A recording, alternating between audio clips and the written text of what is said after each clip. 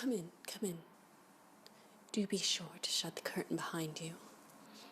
I don't want the servants listening. Oh, yes, they listen to everything. They report back to him. There's no one I can trust anymore. Everyone's against me, you know. I must stay calm. I must stay calm.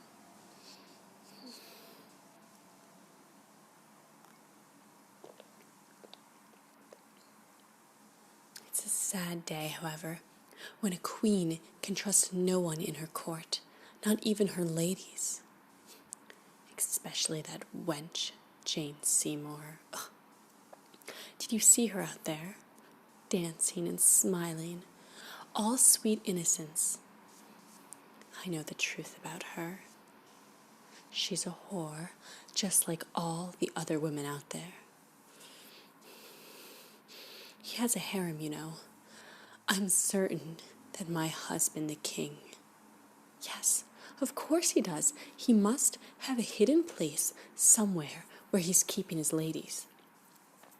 I told George this. I told George this very thing, that he and his friends, his rich friends, his noble friends like Charles Brandon, they have these little hideaways for him. Excuse me.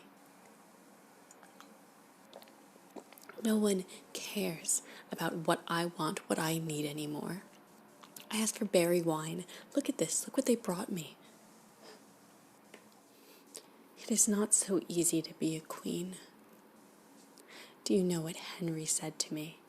Henry, who loved me, who divorced his wife, who changed the entire world to be with me.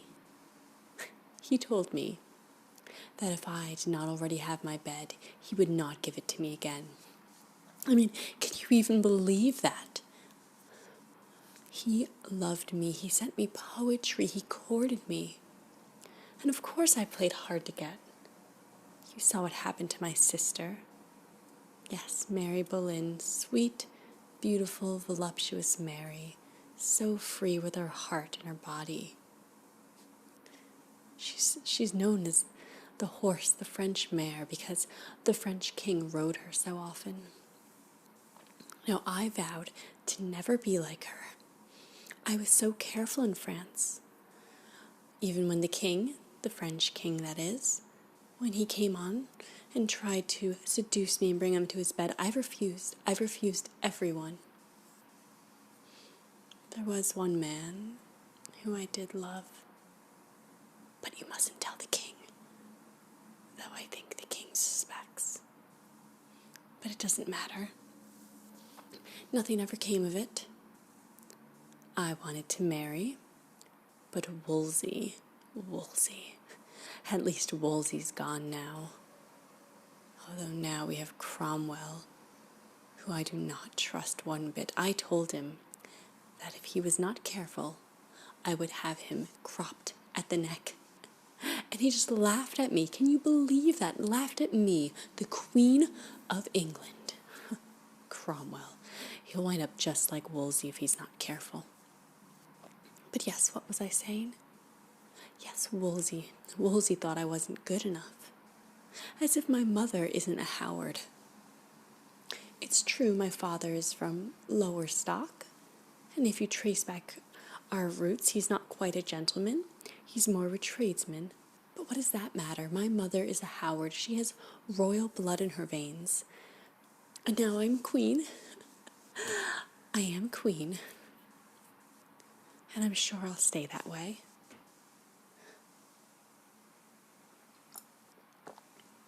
Of course. If Jane Seymour has anything to say about it, I won't stay queen.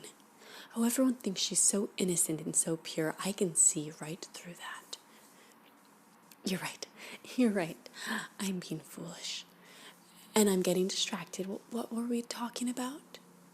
Oh, yes, Wolsey. Wolsey thought I was too low, and so the engagement was off, which is for the best, because then I was able to come back to court once the shame was extinguished from my name, and once Henry became tired of my sister.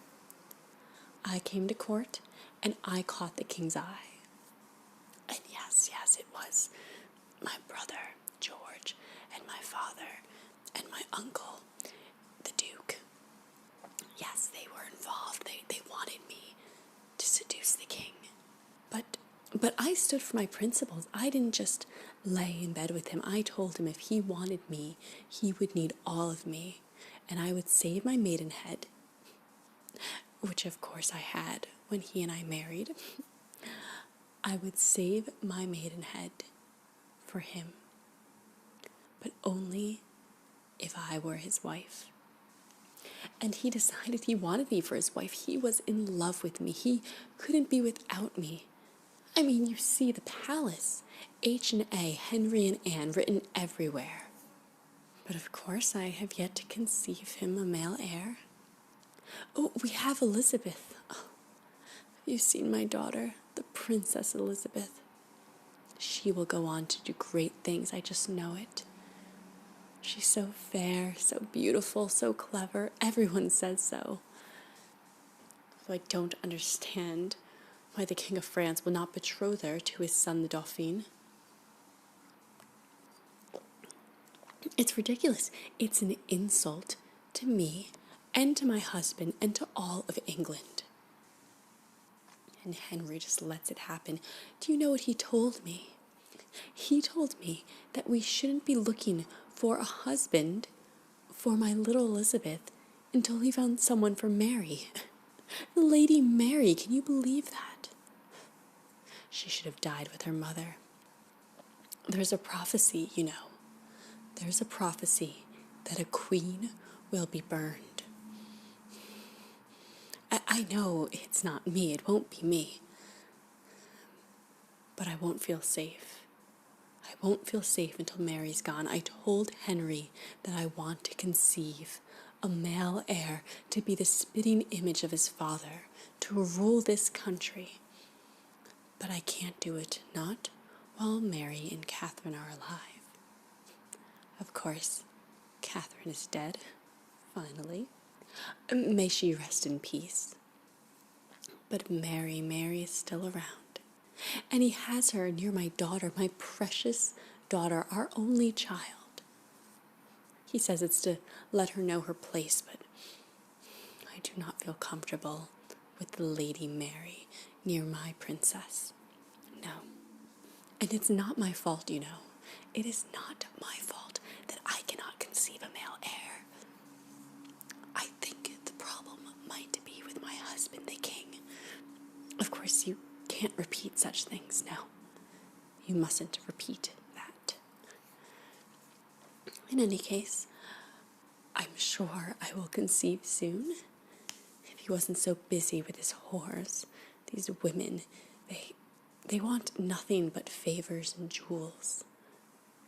Except for Jane Seymour. I don't trust her. I want her gone.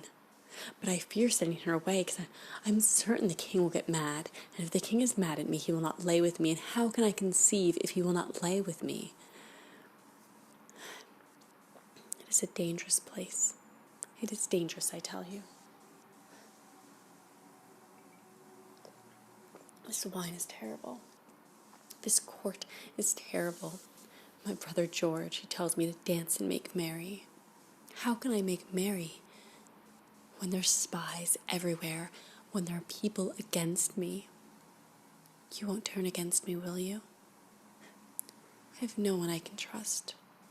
No one but sweet George, my brother. He's the only good thing, besides my lovely princess, that I have right now. No, I cannot trust my father. I cannot trust my ladies. I cannot even trust the king and his love for me. You know, I did not grow up wanting to be queen. I didn't even want to be queen when I first came to court. Everyone thinks that I seduced the king, that I weaseled my way in. And yes, I admit, my brother and father and uncle had plans. But I wanted a simpler life. I didn't plan to fall in love with him, to grow an affection and a bond and a passion, a sharp passion which cannot be shattered. You know, there are people who still do not think that Princess Elizabeth is legitimate. Can you believe that? They don't think I'm the queen. I was crowned so. I was anointed so. I was made the Marquise of Pembroke even before our marriage. I was made part of the royal family. It was all done properly. Yes, it's true. Some say that I was pregnant with my Princess Elizabeth before we were married, but that is not true. I did not lay with my husband until our wedding night. I find I'm at a loss. I'm at a loss for what to do. If only my brother were here. Have you seen George? I bet his wife, Jane Parker, has taken him somewhere. Oh, she's a jealous thing. She's envious that he loves his sister more than her.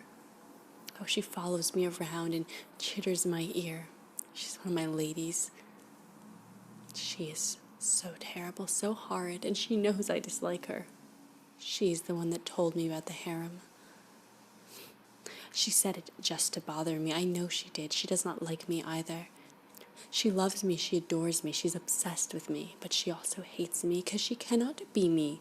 And who really, truly can be the Queen of England but myself and Boleyn? Jane Parker and Jane Seymour, what is it about Janes? I have never met a good Jane in my entire life. This is too much for me. You must bring in Mark Smeaton. Yes, have you not met Mark? Oh, Mark is wonderful. He is a great musician.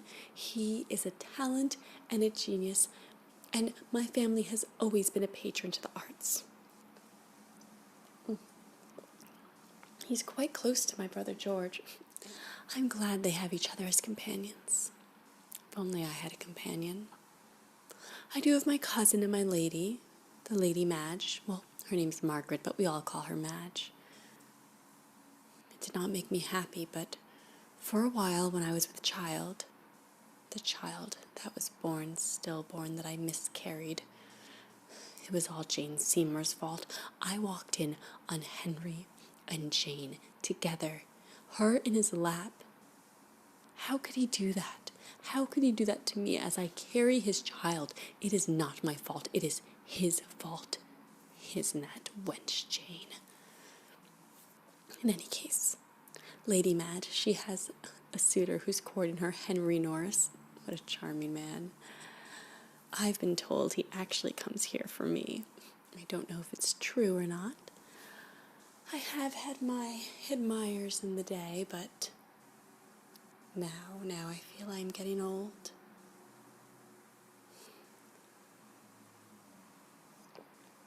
I need more wine. Oh, where's my cupbearer? Please, someone bring them over. I think I need to be alone. Now listen very carefully. All this that I've confided in you, you mustn't tell a soul, okay? No, not a courtier, not a friend, not a husband, no one, you understand? Just because I've chosen to speak to you so freely does not mean that I will not do what must be done to keep your silence. I think we understand each other. Very good. You may go. Send in Mark and my brother if you can find him. Oh, and get someone to bring me more wine. I'm going to need it.